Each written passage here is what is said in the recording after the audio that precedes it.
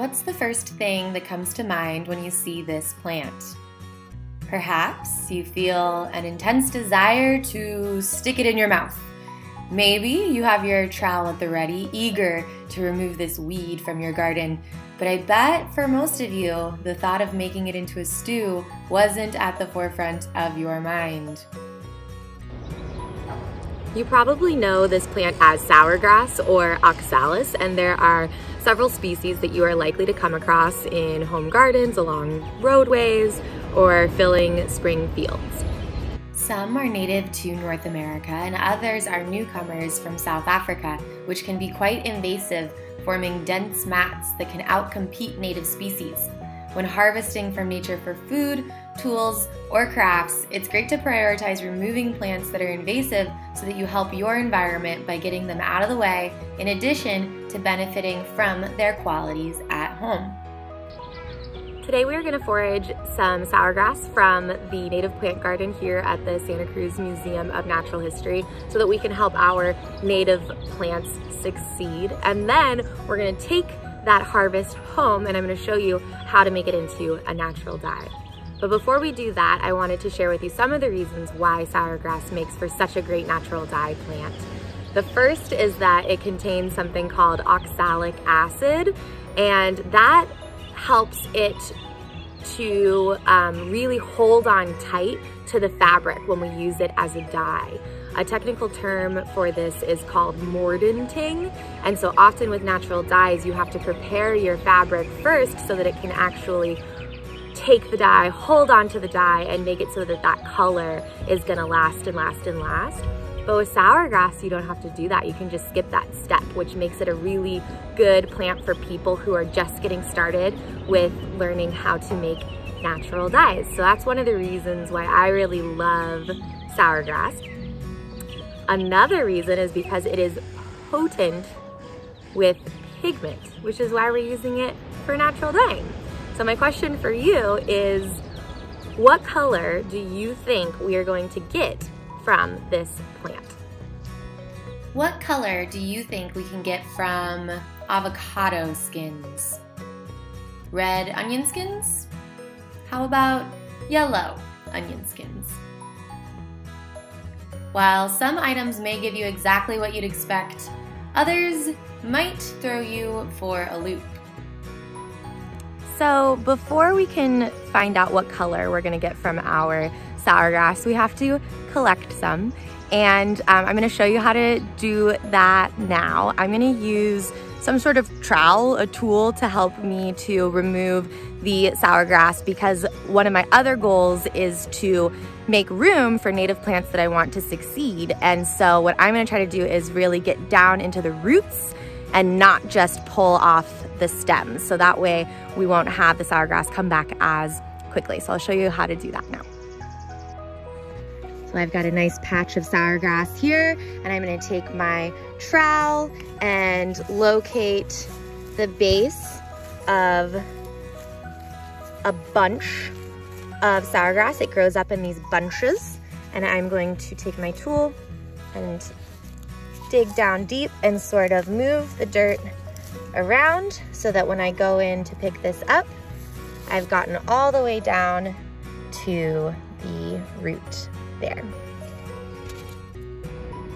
So the more that you pick, the more color you're gonna be able to get out of your harvest. So I think that this amount is gonna do us just fine. And what we're gonna do now is head to my kitchen, and I'm gonna show you how to turn this into color, into dye. Now that we are in our kitchen, we need to prepare for making our dye. So I'm gonna tell you what materials you are going to need. First off, you need your sourgrass. You are also going to need a large pot. You do not need it to be this large, but this is going to be helpful for us because it is white in color, so we'll be able to see what color we are getting out of our dye.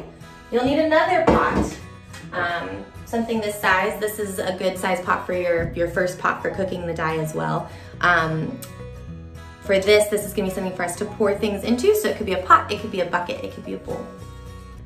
You will want something to strain out your sourgrass, something like this, something like this. A large spoon is going to come in handy. We will need water as well, and something to dye. So today what we are going to be dyeing is a white cotton napkin. For whatever you choose, make sure that it is white in color so that we can really see the full color of our dye, and also make sure that it is a natural fiber, so nothing synthetic, no polyester. You want something that's either made out of a plant, so like cotton or linen, or something that's made out of an animal fiber, like wool or silk. And once you have all those gathered, we are ready to get started. With your Sourgrass, you can either use just the petals, which are really where we're getting our color from, or you can choose to put the whole plant straight into the pot, stem, leaves, and all. You might want to consider cleaning off some dirt first though. Then add water to the pot, either from the sink or from a rainwater collecting bucket or from your shower bucket. You'll want at least as much water as you have material in your pot. Then turn on your stove and let it warm up. I usually start high and keep an eye on it. You just don't want it to start simmering or come to a boil because that can affect your color. Once it is just below simmering, turn your stove down and set a timer for 30 minutes. Or you can do what I do and just hover over the pot in anticipation, obsessively stirring. That is totally fine too. Do you notice the water changing color? After about 30 minutes, we have a lot of color. You can let it keep going for as long as you like, but after a certain amount of time, the flowers are pretty well stripped of their pigment. The next step is to turn off your stove and let the dye cool down a bit before removing the flowers. Once it is safe to work with, you can either spoon out the flowers or pour it all through a colander and into another vessel. We don't want you pouring your dye down the sink.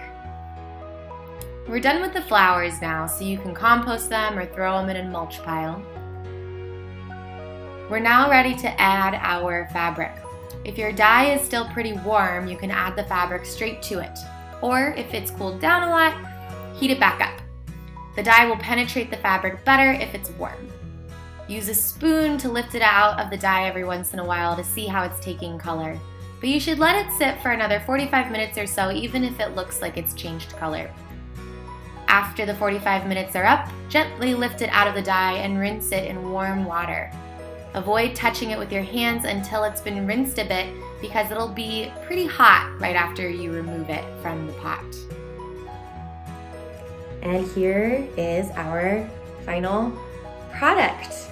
We still have a lot of dye left in our pot, so I'm gonna keep playing, and I hope that you all have a lot of fun with your natural dye adventures at home.